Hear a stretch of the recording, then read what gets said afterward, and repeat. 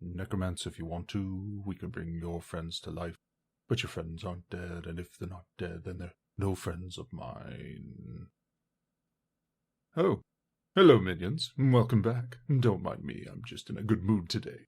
It seems that Gavin Norman, the fellow behind Old School Essentials, has released a playtest booklet outlining the Necromancer class, usable for the Old School Essentials system.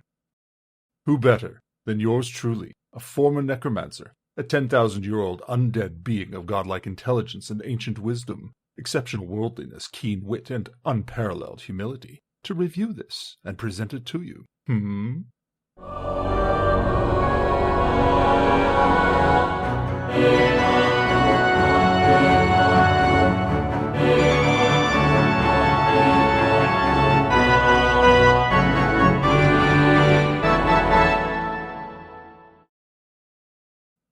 Let's dive in, shall we? First off, the work is incomplete, as this is intended as a playtest document. You can see Gavin Norman's exquisite talent for layout, with plenty of white space just waiting for some art, which you know will undoubtedly be delicious if his previous efforts are any indication.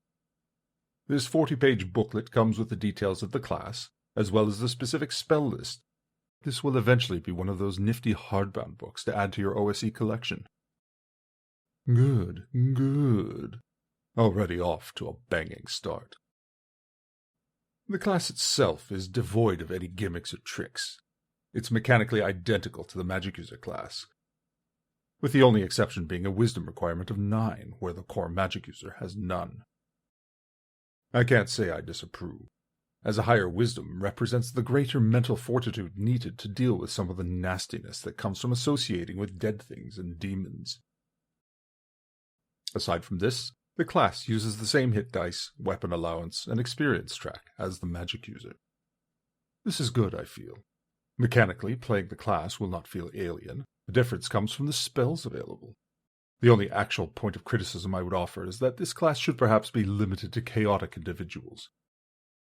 Raising the dead and mucking about with dark magics is more assuredly not in the wheelhouse of goody-goods, and even to a degree those fence-sitting neutrals, leaving specialization of necromancy to those with a more moral flexibility. But that might just be me. The design adheres to OSE's trademark modularity. Not only is it easy to insert this class into your game, but it's just as easy to insert aspects of this book if you don't want to use the whole thing. For instance, you might decide not to include the class itself, but rather make the spells available to regular magic users and elves. Easy peasy. And now to the spells. Yes, there are indeed some very fun options here, as well as some natural overlap with existing spells. As this book has a robust list of 12 spells for each spell level, I won't go into each one, but I'll touch on a few that stand out to me, for better or worse. The first thing a Dungeon Master needs to decide: do Necromancer spells count as magic? Can a magic user find a Necromancer scroll and use or learn the spell, and vice versa? In Advanced Dungeons & Dragons, magic user and illusionist magic are separate. As well, I believe this is the case in OSE Advanced. So does that trend continue?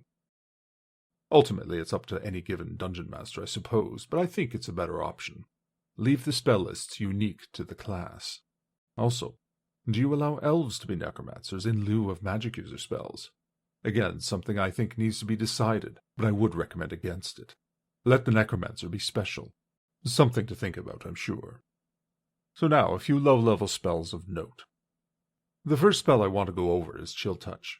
This one is a write-off as written, I'm afraid. Mechanically, it enables the Necromancer to do 1d4 damage to a target and drain 1 point of strength, or impose -1 to strike if there's no strength rating. The problem here is that A, it requires the Necromancer to give up a spell slot to create magic that does the exact same damage as their dagger or staff.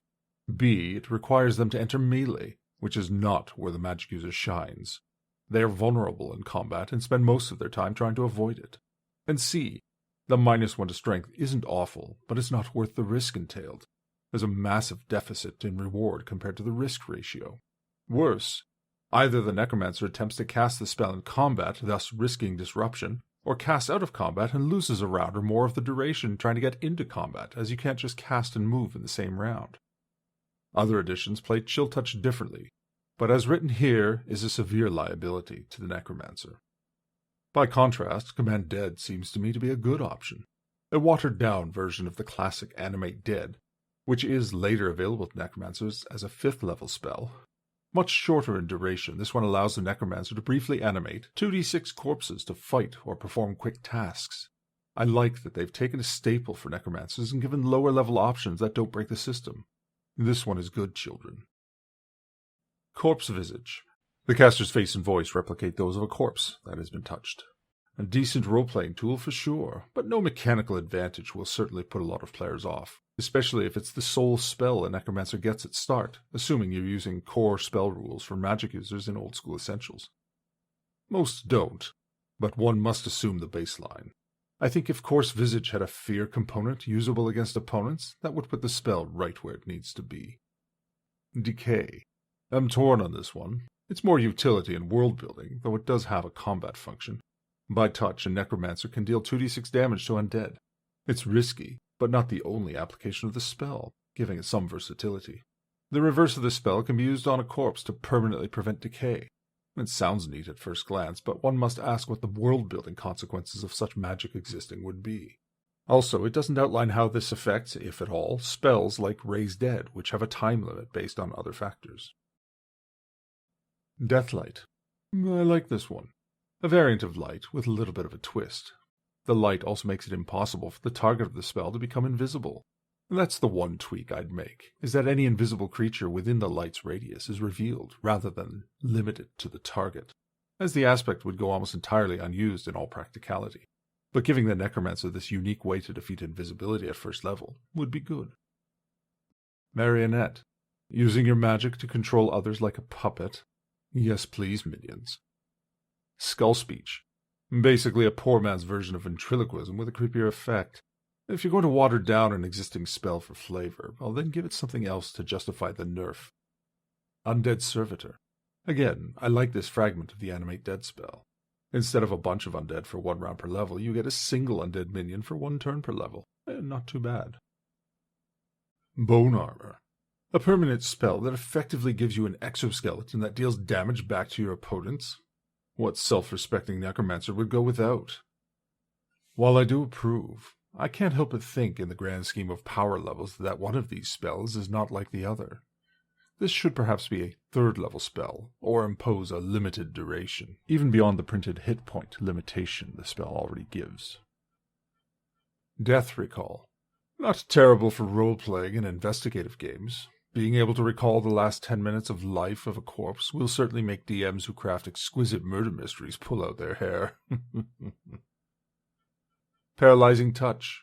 A good spell, but I almost think this should be the replacement for the level 1 Chill Touch. It requires entering melee, which we know can be a death sentence to most magic users. But the reward to risk ratio is there, as a successful hit nets a chance to completely neutralize a foe. Definitely worth considering. Seal Tomb. It seems a redundant, unnecessary variation of Wizard Lock. In fact, it's just Wizard Lock with a more limited use, but the same level requirement. Perhaps just allowing Wizard Lock to the Necromancer as normal, or lowering this watered-down version to level 1. Skeletal Steed. A skeletal mount that carries you and up to 3,000 coin weight. Nice. Skull Sight. See in total darkness, including, presumably magical darkness, through a skull that you wear. Nice. Spectral Hand. See, now, this seems to be their answer to those touch attacks I was complaining about earlier. But a Necromancer would need to survive to get to level 3 in order to make things like Chill Touch more palatable. I'm just brainstorming, but some things seem a little backwards. Speak with Dead at level 2. Nice. Bone Staff. This one's another mind-boggler. A 3rd level spell. Allow me to read this one to you. Duration, 1 round per level. Okay. Range, bone touched. A normal bone in the caster's hand is transformed into a magical staff. What? A magical staff that the caster or another may wield. What? Wield in combat. Whatever its original size, the enchanted bone grows. Alright, what the devil is so funny? Oh, for crying out loud, grow up! Are you done? Do you feel better now? Anyway, in melee, the staff is treated as a +1 weapon, granting +1 bonus to attack rolls and inflicting d6 +1 damage. Expiration. When the duration ends, the staff shatters to dust. The spell is definitely not on par with what one expects from a 3rd level spell. Other magic users are throwing fireballs, flying. The Necromancer can grow his bone. Oh no, wait! I hate you all. Can we continue now? So for a couple of rounds, a 5th level Necromancer can use a 3rd level spell slot to make a 1d6 weapon, albeit magical. The relative level of power versus the practicality of the effect just doesn't align. I could keep going, but I wanted to keep this brief, and I think you get the idea. In short, I love the concept, and many of the spells are level appropriate and belong on this unique list, but there are more than a few that don't work either for their level, the effect granted, or both.